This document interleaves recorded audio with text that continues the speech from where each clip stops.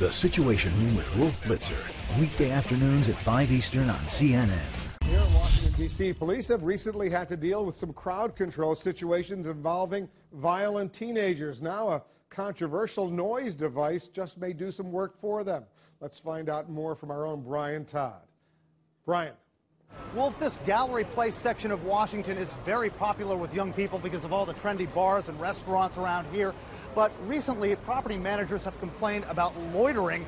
There was recently a street brawl that took place. We're told it started down here in this metro station and spilled over onto the street. It was a real mess. Since that time, property managers have placed this device up on the wall right next to the metro station. This is called a Mosquito.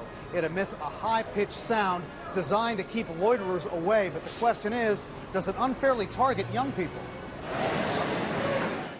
It can cause a high-pitched headache, and that's by design. Just outside the Gallery Place subway stop in Washington, the Mosquito beeps often.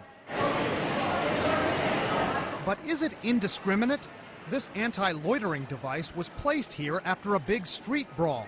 But the property managers and the Mosquito's distributor both tell CNN the noisemaker doesn't target young people. Still, the distributor says teenagers happen to do the most loitering. And he says the sound is most effective for the stage of life when humans can hear the highest pitches. The Mosquito, when activated, emits a sound at 17.5 kilohertz, which is at the high end of the youth hearing range, 13 to 25-year-old hearing range. When a youth hears the sound, they find it extremely annoying and will leave the area in a few minutes. At Gallery Place, we saw some young people getting irritated. Probably wouldn't shop at any of these shops if I heard it again. Why not? It's too annoying. It gave me a headache. There are settings on the Mosquito that can be heard by older age groups. I played the sound off a computer in our newsroom near several people in their 20s, 30s, and older. I didn't tip them off beforehand. On settings for people 25, 30, 35, and younger, no one reacted. Then, we're going to play a setting now for people 50 years old and under. Oh, I heard that. I can hear that too. Still, some believe this device does target teenagers unfairly.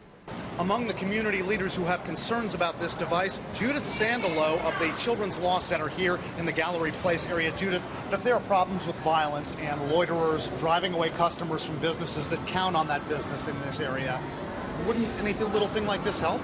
I'm sympathetic to businesses needing to be able to engage the most customers in the best possible way. I'm sympathetic to that.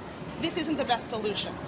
We need to have better programs for youth. We need to engage them in activities. Believe it or not, young people have been able to use this device to their advantage. We're told by the distributor that that high-pitched sound that it emits has made its way onto the internet. He says that young people have been able to download that noise onto their cell phones to use as ringtones so that when their cell phones ring, they can hear it, but their parents and their teachers cannot.